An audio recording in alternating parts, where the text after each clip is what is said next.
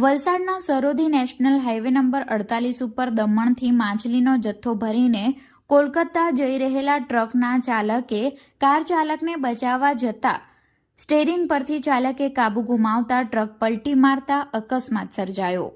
સોમવારના રોજ 5:30 વાગ્યાની આસપાસ સર્જાયેલા અકસ્માતની વિગત મુજબ વલસાડ નેશનલ હાઈવે નંબર 48 ઉપર અવારનવાર અકસ્માતની ઘટનાઓ હવે સામાન્ય બની ગઈ હોય તેવું લાગી રહ્યું છે।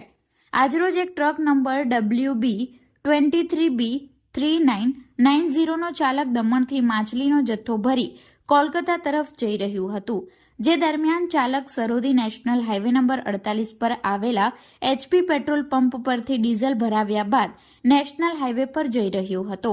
આ દરમિયાન એક કાર ચાલક પૂરપાટ ઝડપે આવી જતા ટ્રકના ચાલકે કાર ચાલકને બચાવવા જતા સ્ટેરિંગ પરથી કાબુ ગુમાવ્યો હતો, જેના કારણે નેશનલ હાઈવે ઉપર ટ્રક પલટી મારી જતા અકસ્માત સર્જાયો હતો। અકસ્માતની ઘટના બનતા હાઈવે ઉપર લાંબો ટ્રાફિક જામ સર્જાયો હતો, જો કે આ સમગ્ર ઘટનામાં ચાલકનો ચમત્કારી બચાવ થયો હતો।